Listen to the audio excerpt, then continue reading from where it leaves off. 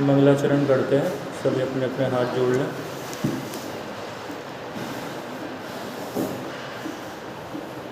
नमो अर्हन्ताणं नमो सिद्धाणं नमो वायरीयाणं नमो वज्रायाणं नमो लोये सवसाहुणं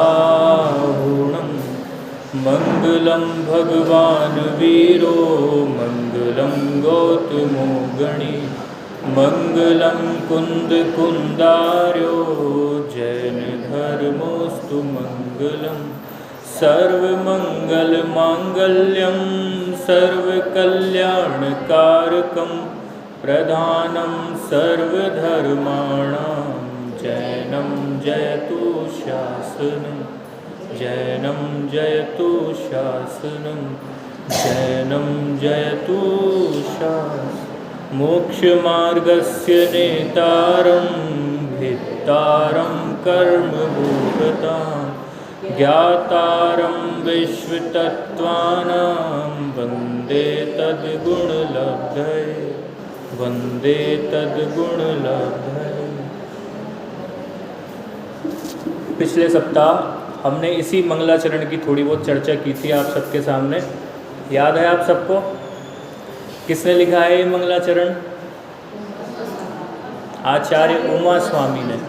उनका एक नाम और मिलता है, उमा स्वाति। श्वेतांबर समाज में ऐसा नाम ज़्यादा प्रचलित है और दिगंबर समाज में उमा स्वामी कहा जाता है। बात समझ में आई?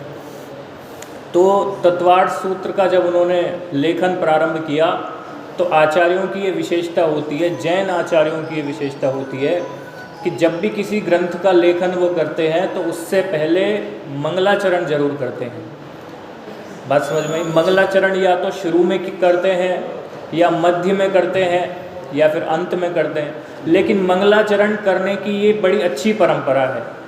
न केवल आचार्यों ने बल्कि विद्वानों ने भी ग्रंथों को जब लिखा तो मंगलाचरण करने की कोशिश करी।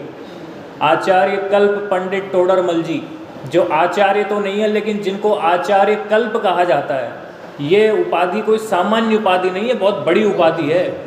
कोई विद्वान, गृहस्थ विद्वान, और आप उसको आचार्यों के समान कह रहे हो। क्यों कह रहे हो?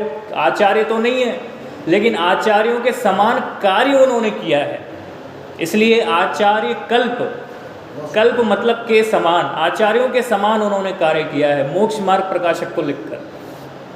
तो उन्होंने भी जब मोक्ष मार्ग प्रकाशक को लिखा तो क्या नमस्कार किया, क्या मंगलाचरण किया? मंगलमय मंगल करण वीतराग विज्ञान नमो ताहि जाते भय अरहंतादि मह। मतलब मंगलाचरण किया ना। कुल मिलाकर के मैं तो ये कहना चाह रहा हूँ आपसे, मंगलाचरण करने की एक बहुत अच्छी, क्योंकि मंगलाचरण इसलिए करते हैं क्योंकि मंगलाचरण करने से हमारा उपयोग मंगल हो जाता है। ये जो हमारा मन अभी बाहर रम रहा था, बाहर की चीज़ें हमें याद आ रही थी, अभी हम क्या करके आए हैं, किस किस से रास्ते में आते जाते मुलाकात हुई है, किस किस का फ़ोन आया है, ये सारी बातें हमारे दिमाग में घूम रही थी कि नहीं घूम रही थी। तो इन सब चीज़ों से बाहर आने के लिए कि भाई सुनो, अब हम अपने उपयोगों को मंगल कर रहे हैं। अब केवल और केवल जब तक हम जिन मंदिर में हैं, आधा घंटे, पौन घंटे, 1 घंटे, जितनी भी देर या फिर 15 मिनट ही सही, लेकिन तब तक हम निस्सही निस्सही बोल करके सारे की सारे संसार के सारे कार्यों का निषेध, अपने सारे कार्यों को मंदिर की देहरी के बाहर ही छोड़ करके आते हैं। और मंदिर में हम आए हैं तो केवल और केवल जिनेंद्र भगवान का भक्त बनकर। बात समझ में आई? तो इस तरह की कोशिश हमारे जैन आचार्यों की रही है। देखो मंगलाचरण का फिर से मैं एक बार आपको अर्थ बता देता हूँ, फिर आज अपन एक नया विषय ले रहे हैं। जब भी मैं यहाँ हफ्ते में 1 दिन या 2 दिन जब भी आप लोगों के बीच में स्वाध्याय करूँगा तो एक नया विषय ज़रूर लूँगा, है ना, ताकि आपको भी थोड़ा कुछ नया नया और मुझे भी थोड़ा, मेरा भी स्वाध्याय हो, मुझे भी कुछ नया पढ़ने का मौका मिले। तो मैं इसको पढ़ करके आया हूँ, इसलिए मैं आज आपके सामने ले रहा हूँ। देखो अर्थ बताते हैं। सबसे पहले थोड़ा अर्थ अपन एक बार फिर से दोहरान कर लेते हैं। मोक्ष मार्गस्य नेतारम, यानी कि जो मोक्ष मार्ग के नेता हैं, भेत्तारम कर्म भूव्रताम, और जो कर्म रूपी पहाड़ों के, कर्म रूपी पर्वतों के भेदता हैं, भेदता मतलब भेदने वाले हैं, ज्ञातारम विश्व तत्वानाम, और विश्व के समस्त तत्वों के जो ज्ञाता हैं, जो द्रव्य गुण पर्यायों को एक साथ एक समय में युगपत जानते हैं, एक साथ जानते हैं, वंदे तद्गुण लब्धये, मैं हे भगवान आप जैसे इन्हीं उत्तम गुणों की प्राप्ति के लिए आपको नमस्कार करता हूँ। भगवान को नमस्कार केवल और केवल एक ही वजह से किया जाता है, बाकी दूसरी सारी वजह खत्म, हमने ख़त्म कर दी सारी वजह।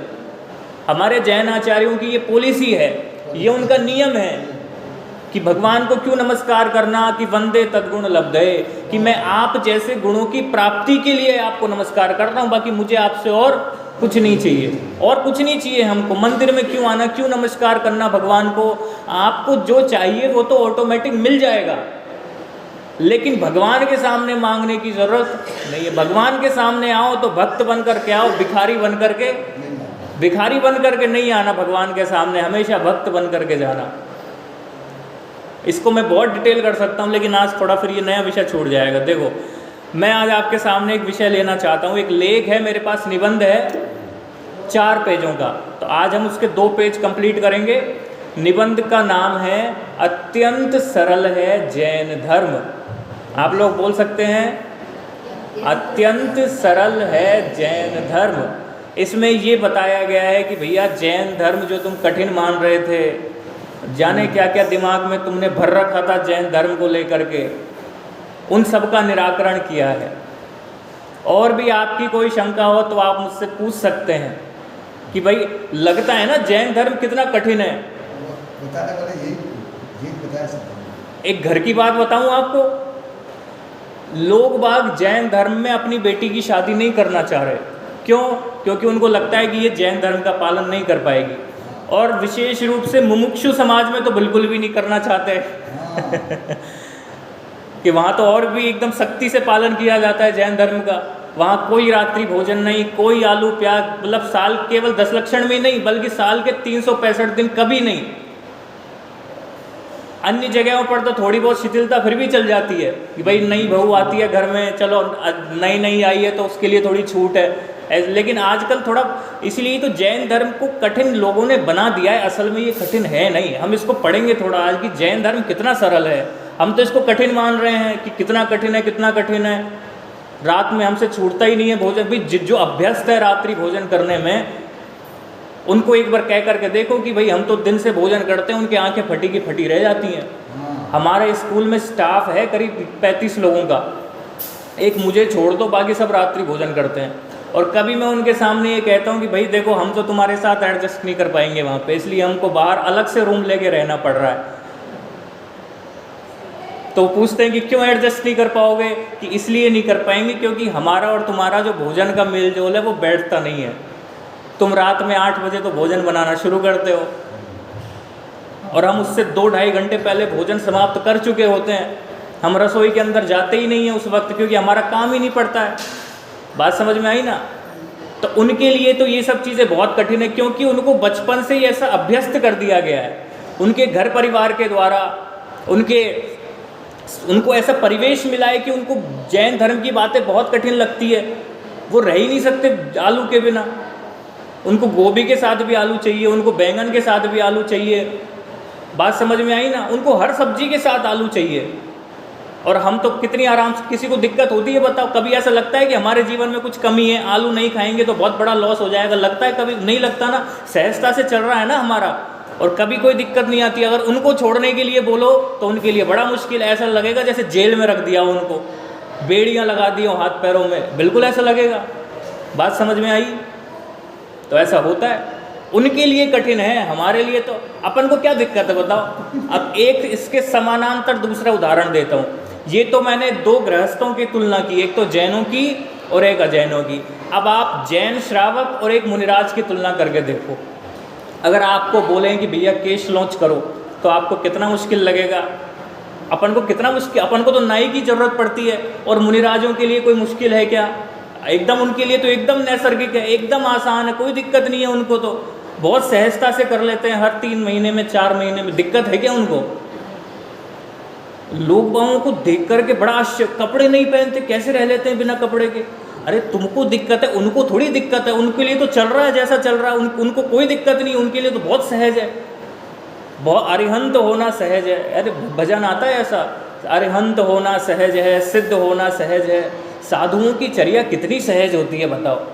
आचार्य सोचो, आचार्य कुंद जब 11 वर्ष की उम्र में दीक्षा लेकर के घर से चले गए, उस दृश्य सोचो आप, जब वो भोजन के लिए, आहार के लिए निकलते होंगे ऐसे हाथ रख करके, वो दृश्य कितना रोमांच। एक 11 साल का लड़का, उसको तो लड़का ही बोलेंगे, अपन तो 18 साल वाले को भी छोकरा ही बोलते हैं। और क्या बोलते हैं आपके बागड़ी में, क्या बोलते हैं, जो भी बोलते हो, लेकिन वो तो निर्ग्रंथ दिगंबर मुनिराज बन गए।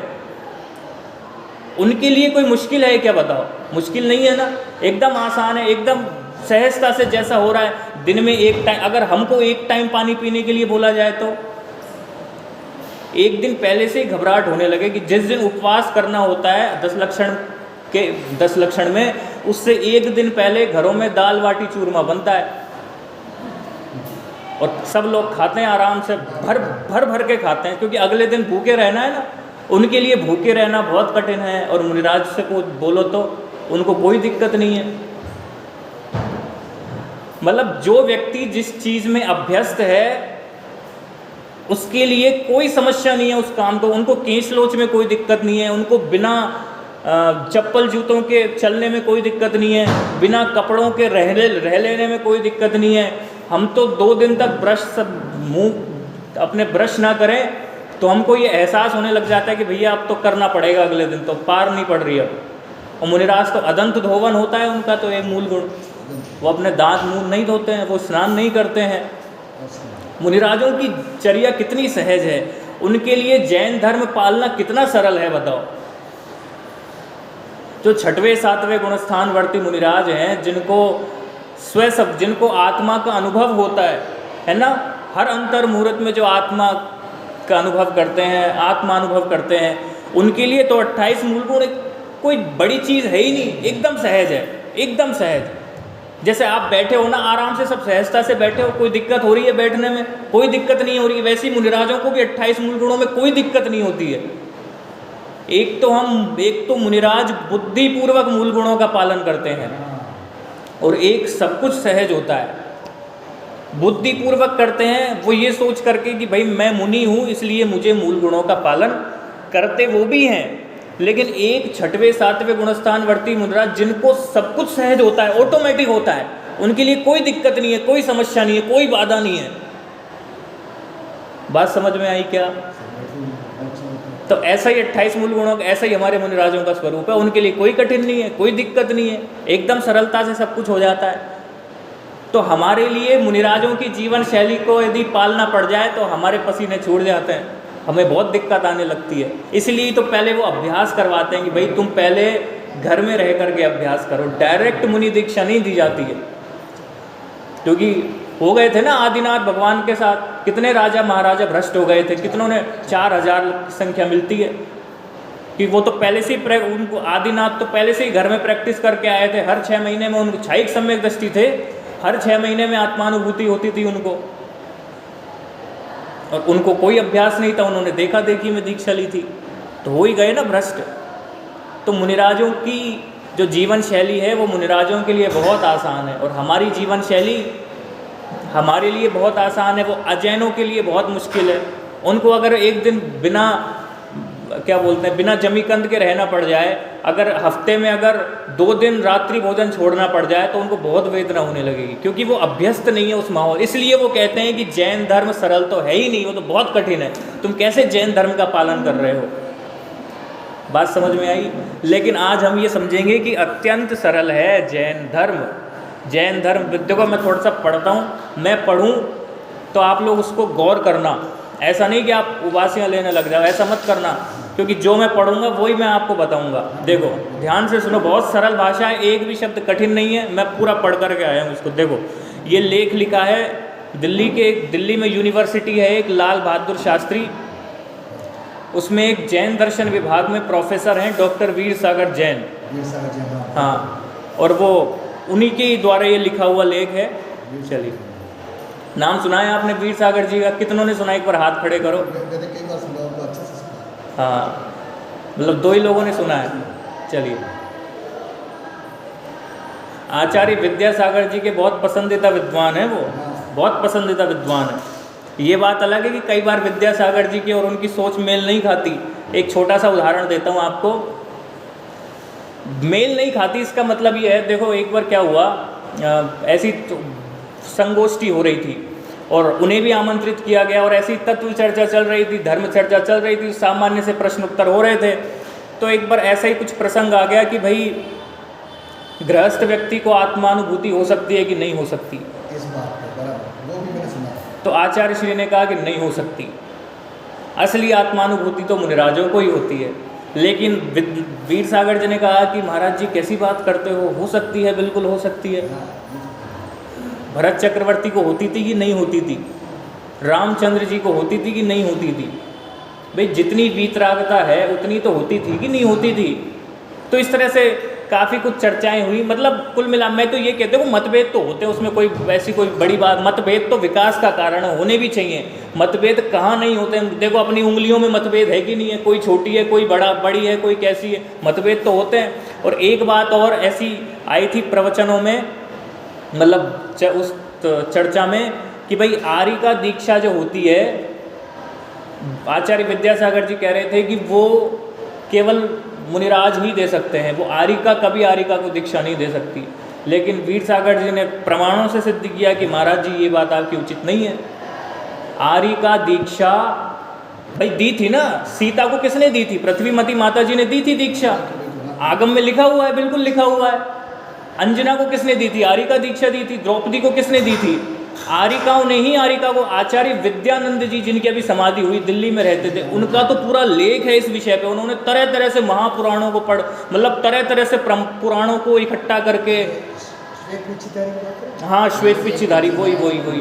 तो उनका अगर आपको वो लेख पढ़ना हो तो मैं आपको दे सकता हूँ। उन्होंने तरह तरह से प्रमाण इकट्ठे करके, क्योंकि आजकल समाज में बहुत ऐसा चल रहा है कि मुनिराज अक्सर आर्यिकाओं को दीक्षा दे दिया करते हैं, लेकिन आर्यिकाओं से 7 हाथ दूर रहने का विधान है कि नहीं है? ग्रंथ में लिखा, बिल्कुल लिखा हुआ है।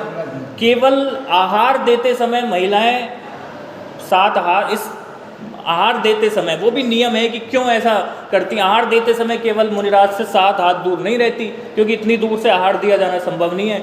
वो भी इसलिए क्योंकि मुनिराज महिला को आहार जब लेते हैं किसी महिला से, तो वो ये देखते ही नहीं है सामने पुरुष है महिला है। जैसे गाय अगर घास खाती है तो वो ये नहीं देखती है कि कौन खिला रहा है, उसे केवल घास से मतलब होता है। गोचरी वृत्ति कही है मुनिराजों की। तो इस प्रकार से, तो कहने का मतलब, तो उन्होंने तरह तरह से प्रमाणों से ये सिद्ध किया वहाँ जा कर के कि भाई आर्यिका ही आर्यिका को दीक्षा देती है और यही शास्त्र का विधान है। इसलिए काफ़ी इस तरह की चर्चा हुई। तो उनका ये लेख है जिनका नाम है, जिस लेख का नाम है अत्यंत सरल है जैन धर्म। चलिए मैं पढ़ता हूँ इसको, आप आराम से सुनना। बहुत से लोग कहते हैं कि जैन धर्म एक बड़ा ही कठिन धर्म है, उसके लिए अनेक प्रकार से बड़ी कठिन साधना करनी पड़ती है, बहुत भारी ज्ञान चारित्र आदि का गहन अभ्यास करना पड़ता है। कितने ही तो जैन धर्म के विद्वान होकर भी ऐसा कहते देखे जाते हैं कि जैन धर्म को समझना और पालना कोई आसान कार्य नहीं है, उसके लिए तो बहुत अधिक समय देना पड़ता है, अनेक ग्रंथों का बहुत गहरा अभ्यास करना होता है, अनेक विषयों की बहुत गूढ़ गंभीर चर्चा करनी पड़ती है, इत्यादि इत्यादि। विद्वान भी ऐसी भूल कर देते हैं, गृहस्थों की तो क्या बात करें, विद्वान, क्योंकि जिनका गृहस्थ व्यक्ति से ऐसी भूल हो जाए तो कोई बहुत बड़ा अपराध नहीं समझना चाहिए, क्योंकि उनका भी इतना अध्ययन नहीं है, इतना स्वाध्याय नहीं है। स्वाध्याय अगर व्यक्ति करता है तो वो ऐसी भूल भी नहीं करता है। स्वाध्याय व्यक्ति ऐसी भूल नहीं करेगा, बल्कि उसके सामने कभी ऐसा प्रसंग उपस्थित होगा कि भैया जैन धर्म कठिन है कि सरल है, तो वो यही करेगा, यही कहेगा कि एक बार स्वाध्याय करके देखो, तुम्हें पता चलेगा कितना आनंद आता है, कितना सरल है जैन धर्म। पढ़ते ही जाओ, लगाते ही जाओ डुबकी, मन ही नहीं करता बाहर आने का। ये है स्वाध्याय की महिमा। तो इसलिए थोड़ा स्वाध्याय भी हमें करना चाहिए, ताकि जैन धर्म जो हमने कठिन सोच रखा है कि बहुत कठिन है, कैसे होगा। अभी मैं आप सबसे भी पूछूंगा ना कि आपको कठिन लगता है कि सरल लगता है, तो कठिन वाले लोगों का प्रतिशत ज़्यादा मिलेगा मुझे। ये बात अलग है कि आप प्रवचन में आ रहे हो, भक्तामर जी का पाठ कर रहे हो, अनेक अनेक प्रकार से धर्म की आराधना कर रहे हो। एक दिन मैं आपको भक्तामर जी का भी असली स्वरूप बताऊंगा। ये 48 ताले, क्योंकि मैंने एक दो बार मुनिराव अभी आए थे ना अपने महाराज जी, तो हालांकि वो बहुत बढ़िया, मुझे आनंद आ गया उनके प्रवचन सुन करके, लेकिन कहीं कहीं ऐसी भ्रांति चलती है, जाने क्यों कि 48 ताले सच में तो टूटे थे क्या, ये 48 ताले हैं क्या चीज़। बहुत से विद्वानों को भी इस बारे में भ्रांति रहती है। इसको थोड़ा समझेंगे 48 ताले क्या है। अभी मैं यहीं हूँ, तब तक अपन खूब चर्चा करेंगे। थोड़ा सा आपको जो आए वो आप मुझे बताना, जो मुझे थोड़ा आता है वो मैं आपको बताऊँगा। भाई ये प्रवचन नहीं चल रहा, आप इसको प्रवचन मत समझो, ये संवाद चल रहा है। केवल मैं बोलूं तो क्या बोला फिर मैंने, थोड़ा आप भी अपनी तरफ से थोड़ा इसमें प्रतिक्रिया दिया करो। समझ में आता है तो हाँ किया करो, नहीं आता है तो पूछा करो, फिर से उस पर चर्चा करेंगे। बात समझ में आई? तो जैन धर्म कैसा है, कठिन है कि सरल है? सरल है। बोल तो रहे हैं लेकिन बस ऊपर ही ऊपर से बोल रहे हैं। ये बात अंदर से भाव भाषण होना चाहिए इसका कि सरल है कि कठिन है। हमने कठिन बना दिया है, कठिन है नहीं, कठिन बना दिया है। मैं फिर से बात पे ध्यान दिया जाए। जैन धर्म कठिन है नहीं, इसे हमने कठिन बना दिया है। कठिन लगता क्यों है मुझे बताओ, दिक्कत कहाँ आती है? भाई हमें करना क्या पड़ता है, सुबह उठते हैं, नमोकार मंत्र बोलते हैं, आराम से अगर घर में पानी आता है तो पानी को विधि पूर्वक छानते हैं। छन्ने के लिए बताया गया है कि कैसा छन्ना होना चाहिए, सब करते हैं आराम से। फिर नहा धो करके अपने मंदिर में आते हैं, भगवान की पूजा करते हैं और अभिषेक देखते हैं। स्वाध्याय हो रहा होता है तो वो सुनते हैं या फिर खुद स्वाध्याय करते हैं। कहाँ दिक्कत आ रही है? सब कुछ तो अभी तक तो सब कुछ सही चल रहा है। फिर जाते हैं, सावधानी से भोजन बनाते हैं, अहिंसक वृत्ति से एकदम, किसी भी जीव की हम कोई जमीकंद अपने घर में नहीं आने देते। और अगर घर में आते भी हैं तो ये अपनी यथाशक्ति कोशिश करते हैं कि भाई नहीं आए, लेकिन घर का माहौल भी ख़राब नहीं हो ऐसी भी कोशिश करते हैं। भाई अगर घर में कोई खा रहा है व्यक्ति, तो ये तो है नहीं कि हम घर का माहौल ख़राब करेंगे। कभी कभी होता है घर में 5 लोग रहते हैं तो 2 लोग खाते हैं, 3 लोग नहीं खाते। बच्चों को होता है खाने का शौक़, लेकिन उसके लिए भी थोड़ा समझदारी से विवेकपूर्वक अपने घर का संचालन करना चाहिए। ऐसा भी नहीं हो कि घर में मनमुटाव हो, नहीं तो फिर आपका धर्म कार्यों में मन लगेगा नहीं, फिर आपका मंदिर आने में मन लगेगा नहीं। तो जो महिला समझदार होती हैं, फिर बच्चों को भी थोड़ी समझदारी दिखानी चाहिए। भाई ऐसी कोई चीज़ है कि नहीं घर में हमारे नहीं आनी अलाउ है तो उसको थोड़ा बाहर जा कर के खाओ।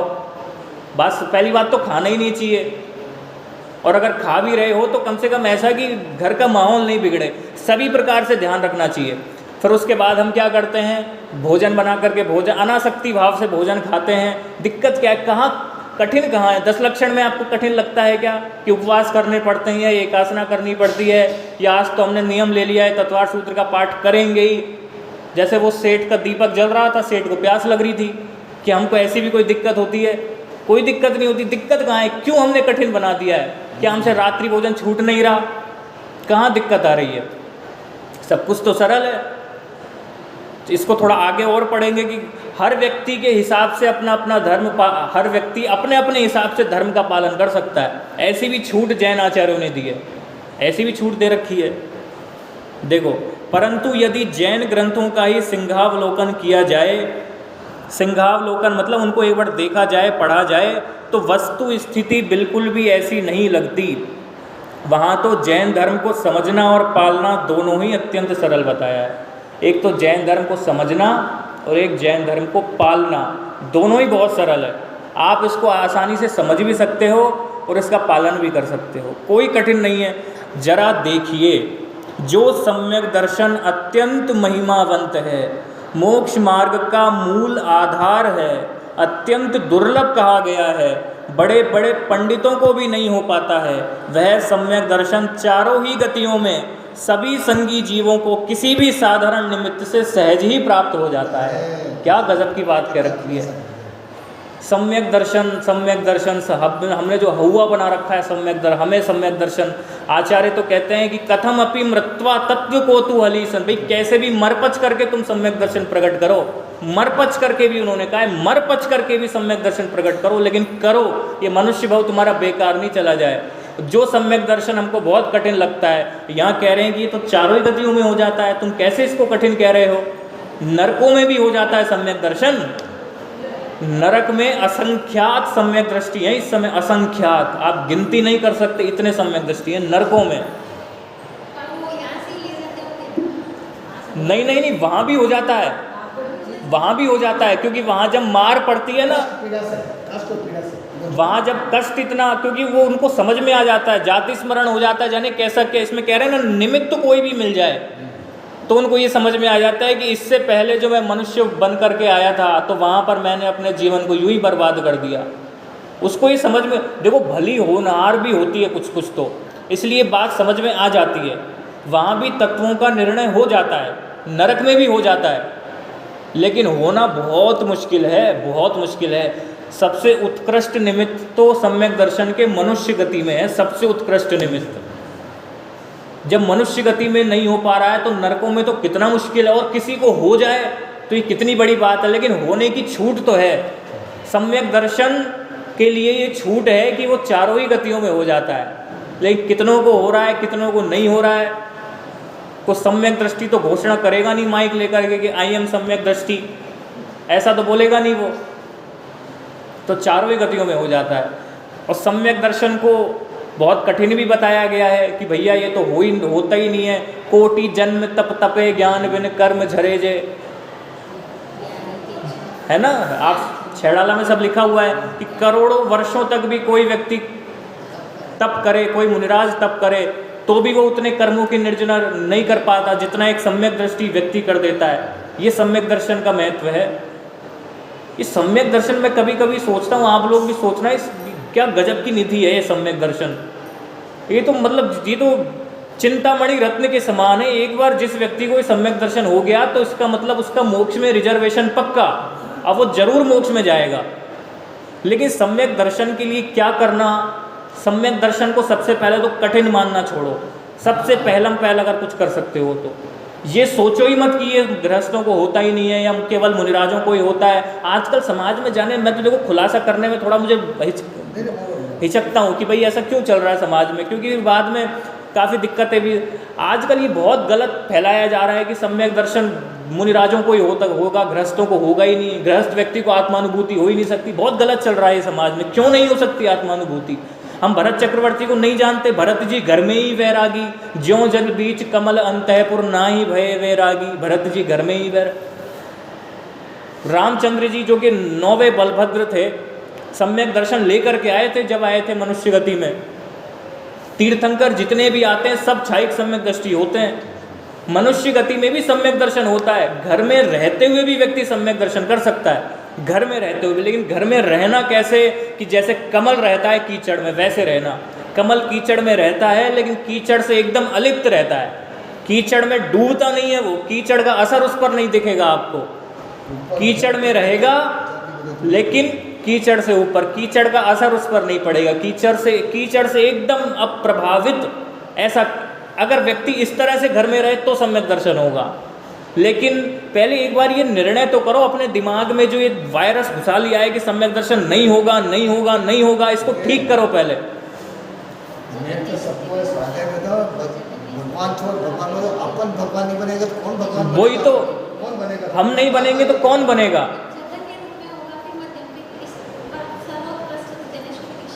सर्व, हाँ, सम्यक दर्शन हो सकता है। देखो घर में रहते हुए भी पहले से चौथा गुणस्थान हो सकता है व्यक्ति का। और अगर हम एलक बने, श्रावक बने, क्षुल्लक बने तो हम पंचम गुणस्थान तक जा सकते हैं। केवल क्षुल्लक बन जाने से पंचम गुणस्थान नहीं होता।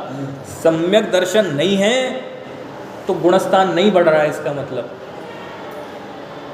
ये भी बहुत गलत है, भाई हम तो मुनिराज बन गए, हमको तो छठवां सातवां गुणस्थान हो गया। ऐसे होता है क्या?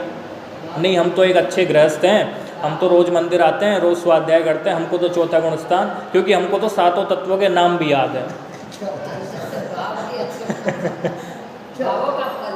अरे ऐसे होता है क्या? ऐसे होता है सम्यक दर्शन। सातों तत्वों का नाम याद कर लिया तो सम्यक दर्शन हो गया। ये बात अलग है कि सप्त तत्व श्रद्धानम सम्यक दर्शनम कहा है, लेकिन वो भाव भाषण होना चाहिए सातों तत्वों का। केवल नाम जानने मात्र से कुछ नहीं होगा।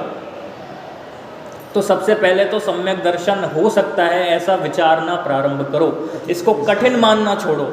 अगर कठिन मानोगे तो सम्यक दर्शन नहीं होगा, फिर तो मुनिराज भी बन जाओगे तो भी पता नहीं क्या ही, क्योंकि दिमाग में यही चल गया।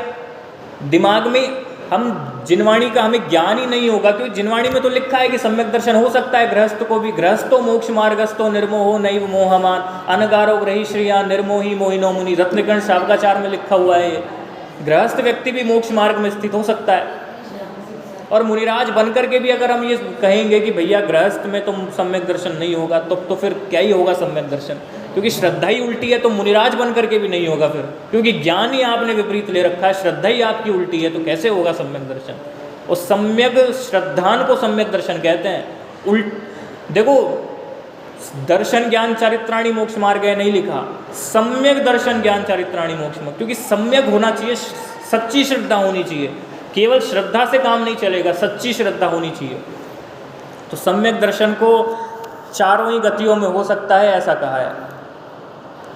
और इसके लिए कविवर पंडित बनारसी दास जी ने भी स्पष्ट लिखा। नाम सुना है आपने बनारसी दास जी का, जिन्होंने नाटक समयसार लिखा। वो ये कह रहे हैं कि चहुगति सैनी जीव को सम्यक दर्शन होई। चहुगति सैनी जीव को, कि चारों ही गतियों में संगी जीव को पंचेंद्रिय, लेकिन देखो सम्यक दर्शन केवल पंचेंद्रिय संगी पंचेंद्रिय व्यक्ति को होगा। ऐसा नहीं कि चींटी को, नहीं आपने तो कहा था कि त्रियंच गति में भी हो जाता है तो चींटी को क्यों नहीं हो रहा है, ऐसे थोड़ी होता है। संगी पंचेंद्रिय मन होना चाहिए उस व्यक्ति के। असंगी पंचेंद्रिय तो है लेकिन मन ही नहीं है, असंगी है वो। सम्मूर्छन जीव असंगी होते हैं, संगी पंचेंद्रिय भी होते हैं इसी प्रकार के। देखो विचारणीय है, देखो ये लाइन समझ में आई, चहुगति सैनी जीव को सम्यक दर्शन हुई। चारों ही प्रकार की गतियों में संगी जीव को सम्यक दर्शन हो सकता है, ऐसा कहा जा रहा है। देखो विचारणीय है कि पशु पक्षी आदि त्रियंच भील चोर किसान आदि मनुष्य, अत्यंत प्रतिकूलता में रहने वाले नारकी और अत्यंत अनुकूलता में रहने वाले सभी प्रकार के देव, ये सभी जिस सम्यक दर्शन को प्राप्त कर सकते हैं वह कठिन कैसे हो सकता है। चोर को भी हो सकता है, भील को भी हो सकता है, किसान को भी हो सकता है, किसको नहीं हो सकता मुझे बताओ, भिखारी को भी हो सकता है, सबको हो सकता है। और आप कह रहे हो कठिन है कठिन है कठिन है। कठिन सम्यक दर्शन नहीं है, कठिन बना लिया है दिमाग में। सुधार यहाँ करना है, सम्यक दर्शन में सुधार नहीं करना है। वो तो होगा, अगर पुरुषार्थ सम्यक होगा तो सम्यक दर्शन भी होगा, लेकिन सबसे पहले तो सम्यक दर्शन प्राप्त करने की पहली विधि की पहला विधि, सम्यक दर्शन प्राप्त करने की विधि का पहला सोपान क्या है कि पहले तो सम्यक दर्शन को कठिन मानना छोड़ो।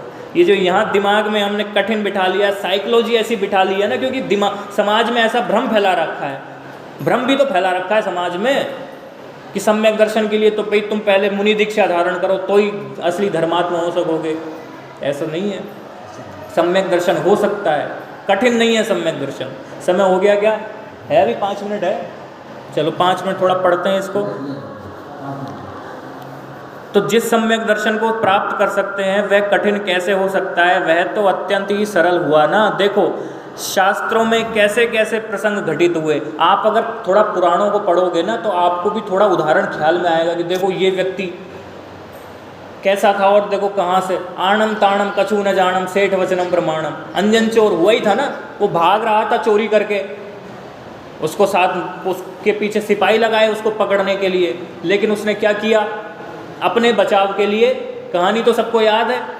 उसको अपने सेठ पर श्रद्धा थी, उस सेठ को जैन धर्म पे श्रद्धा थी, सेठ को जैन धर्म पे श्रद्धा थी और अंजन चोर को सेठ पे श्रद्धा थी। तो कुल मिलाकर के श्रद्धा, उसको जैन धर्म पे श्रद्धा थी कि बोले सेठ जैसा करेंगे वो से एकदम सही होगा, इसलिए वो भाई मैं तो कुछ नहीं जानता, जैसा सेठ ने कहा है बिल्कुल वैसा कि वैसा, वही प्रमाण है मेरे लिए, तो वही आगम है, वही मेरे लिए वचन है, वही जिनवाणी है, वही सब कुछ है।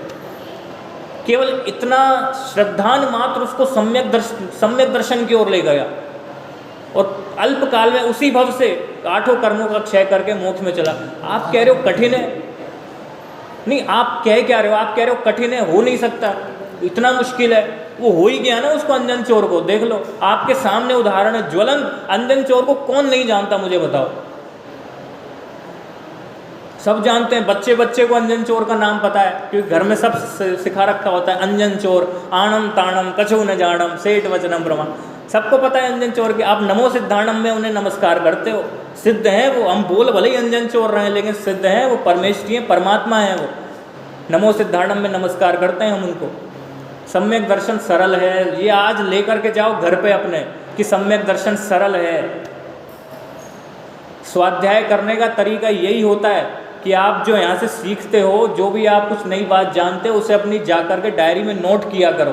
ये है सही तरीका है। कोई अगर पूछे कि स्वाध्याय करने का सबसे बेस्ट तरीका बताओ, तो यही तरीका है, इसके अलावा कोई तरीका नहीं है। मैंने 9 बातें बताई थी, पाठन पठन लेखन, हाँ चिंतन मनन मंथन, हाँ बताई थी, उस दिन बताई थी। ये मूर्ति ही करना है। करना, देखो थोड़ा सा, अब देखो अपन को सब कुछ मिल गया, सारी अनुकूलता मिल गई, अब केवल एक हमारी नाव किनारे पर आई है। अब हमको थोड़ा किनारे से बाहर निकलना है, नहीं तो वापस फिर हम समुद्र में लुढ़क जाएंगे। तो इसके लिए थोड़ा सा अभ्यास, मैंने खुद ने अपनी कई डायरियाँ बनाई हुई है, इसलिए मैं डायरी बनाने की प्रेरणा देता हूँ। हम देखो अकलंक नहीं है कोई भी कि एक बार पढ़ लिया सब याद हो जाएगा, और निकलंक भी नहीं है कि 2 बार पढ़ने, हम सब सकलंक हैं, कलंक सहित हैं हम, क्योंकि हमारे ऊपर कर्म का उदय है, ज्ञानावर्णी कर्म का उदय है, ऐसा कि हमको एक बार पढ़ने में, क्योंकि आजकल तो सबसे बड़ी बाधा है मोबाइल। हम कुछ पढ़ते हैं फिर मोबाइल में लग जाते हैं, तो वो पढ़ा हुआ दिमाग में टिकता नहीं है। इसलिए एक बार उसको नोट कर दिया हमने तो फिर वो स्थायी हो जाएगा। अगर हम भूल भी जाएंगे तो फिर से वो पढ़ेंगे तो फिर से याद आ जाएगा। तो इसलिए तरीका तो यही है। देखो मैं जब भी किसी को ये एकदम मैं घर की बात बता रहा हूँ अपनी, कोई अगर पूछे ना, कोई अगर पर्सनली भी पूछे तो मैं भी उसको यही राय दूंगा कि भाई डायरी बनाओ अपनी। सबके पास अपनी अपनी पर्सनल डायरी होनी चाहिए। ये मत सोचो कि ये तो बच्चों का काम है, ये डायरियाँ तो बच्चे बनाते हैं, ऐसा नहीं होता है। इसका मतलब अभी स्वाध्याय की पात्रता प्रकट नहीं हुई हमारे अंदर। ये अलग बात है कि हम वर्षों से स्वाध्याय सुन रहे हैं, स्वाध्याय का असर भी दिखना चाहिए हमारे अंदर, बिल्कुल होना चाहिए घर में, हाँ, और घर में भी होनी चाहिए। और जैसे मान के चलो यहाँ पर अब मैंने कुछ, जैसे मेरे मुंह से अगर 10-15 बातें कुछ अच्छी निकल गई तो आप घर में सारी की सारी बातें नहीं लिख पाओगे। हाँ, ये विद्वानों की यही निशानी होती है। तो हमको थोड़ी कोशिश करनी चाहिए। तो आज हमने थोड़ा सम्यक दर्शन के बारे में समझा और ये समझने की कोशिश की कि जैन धर्म बहुत ही कठिन है। यही समझाना, क्या समझा? सरल है। तो आज आपको घर पे क्या लेकर के जाना है कि भाई जैन धर्म बिल्कुल भी कठिन नहीं है। जैन धर्म कैसा है? एकदम सरल है। बात समझ में आई? तो चलो हम अपने जीवन में सम्यक दर्शन प्रकट करें। इसी मंगल भावना से अपनी बात को विराम देते हैं। ओम नमः सिद्धेभ्यः।